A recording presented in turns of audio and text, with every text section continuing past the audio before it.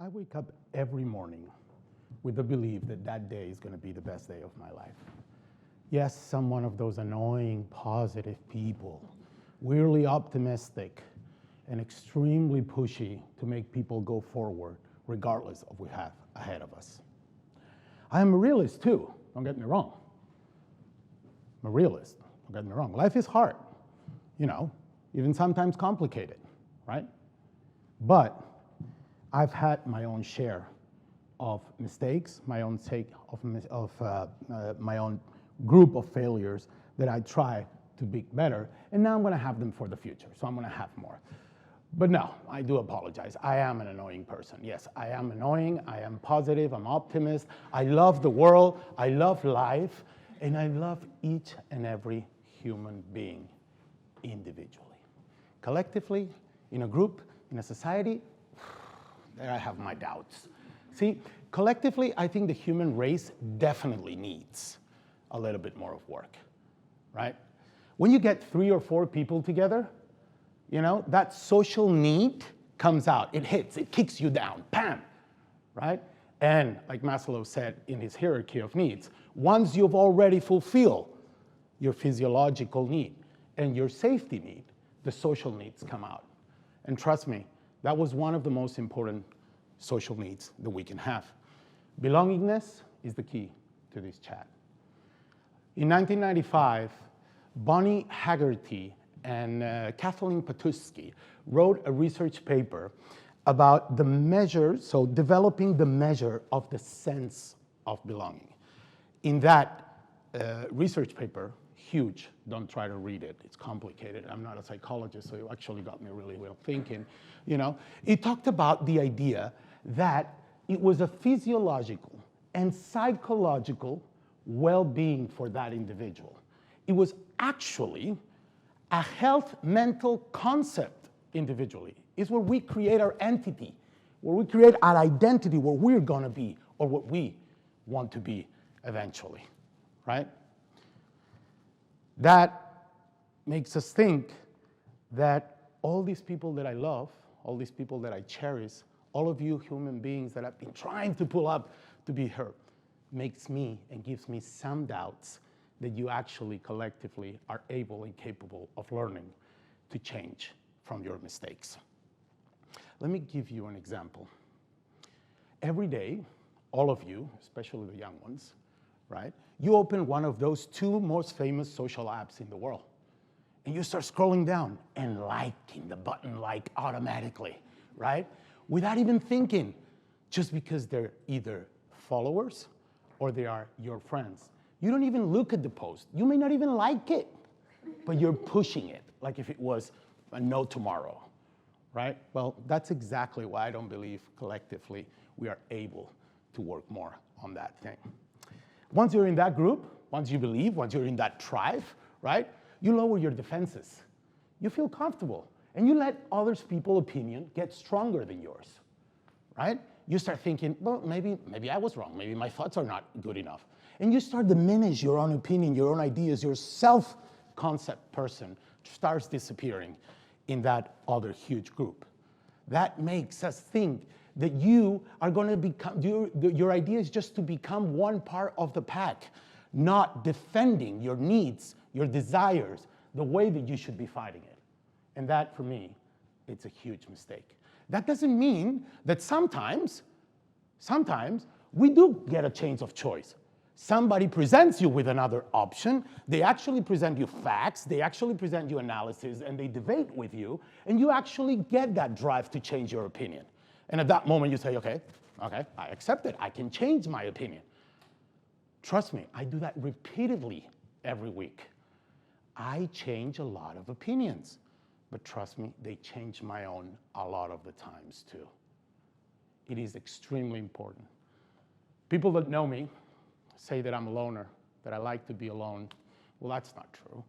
I love to be with friends. I don't have a lot of friends, but I like to be with friends and with people. But I do have my own ideas. I have my own beliefs and my ways of doing. I'm actually a little special, don't get me wrong. I'm a little special, look at my hair, I'm like, So no, even my students tell me that. But I'm just trying, right, to believe in my thing. I have my beliefs, my thoughts, my own ideas, my ways of doing things, and I'm not going to impose that to absolutely anyone. But I'm not going to let anyone try to change those thoughts, those beliefs, those things, those ideas that I have inside of me without analysis, without facts, and trust me, without a debate. Okay? This is imperatively very, very important to do that. Now that I was saying that, I actually felt like if I could look like a little bit of a superior being, right? Like if I was thinking, you know, I'm always right, or something like that, not even close. I've been schooled so many times, especially by the most self-conscious person that I know, and Australian, my wife, Lucy. Trust me, you don't want to sleep in the sofa. So it's not only that she schools me, but I also get it, and I also understand what she's trying to get for. But this self-consciousness is amazing, and she schools me absolutely every day. Trust me, I will not be talking here with this speech without my wife. Once, Jose Maria Gay Liviana, one of the most important Spanish economists who actually died not long ago, a teacher of mine, once told me, truth will make you stronger, but it will piss you off first. It will definitely piss you off. Have you ever thought about being corrected? You thought all your time that you were right, that you were pushing that, you were actually debating with other people, and then somebody actually gives you proof of the error, the mistake that you've done, and they present it in front of you. It hurts. It hurts a lot in very different ways. Sentimental, political, right? Educational. You with your telephones. You guys need to learn how to walk on the streets instead of actually going that way, right? But it does hurt. It does hurt. But you know what? It makes you stronger. It makes you a better you. It makes you a more prepared person to come out and be able to debate and communicate with other people. I think that's actually the most interesting thing about failure, about making mistakes and accepting them, which is something we normally don't do, especially collectively. So that's also another reason that I want to talk to you about. Sense of belonging is extremely important to all of us. We all need to believe. We all need to be part of something, right? We are all members of sports club, political parties, schools, charities, right? Without that sense of belonging, we couldn't have communities. We couldn't have families. We couldn't even have organized government. Not that we actually care that much for that, right? We are always trying to be better. We are always trying to find a solution to all those problems. And we need to change. We need to change. And how do we change that? Well, I believe, but maybe by communicating and empathizing. You know, communicate and empathize. Those are two actions that are pretty simple, right? Two pretty simple actions. But they're very complicated nowadays. I really believe so. Now, we talk a lot about empathy. We talk a lot about communication. We talk about leadership. We talk about too many things, probably. But we actually are not able to understand that empathy as part of ourselves. And when we communicate and we empathize, we are actually communicating and empathizing what we think the group is actually going to think or need to listen to, what they're going to want to hear, right, in that group. Because the biggest fear we have is losing, being an outcast in that group. The fear of not belonging or not being in one of those places, in one of those needs. We all make mistakes. Well, at least most of us. I've seen a couple faces, but you know, we all make mistakes, right? At least most of us, all right? But trust me, we make mistakes individually, and we do learn about them. Tell me you haven't had a failure, you haven't had a mistake, you haven't made something wrong, and then you get home and you sit down on your bed and you go like, yep, it was me. Yep, it was my mistake. I believe we have an angel in one shoulder and a devil on the other.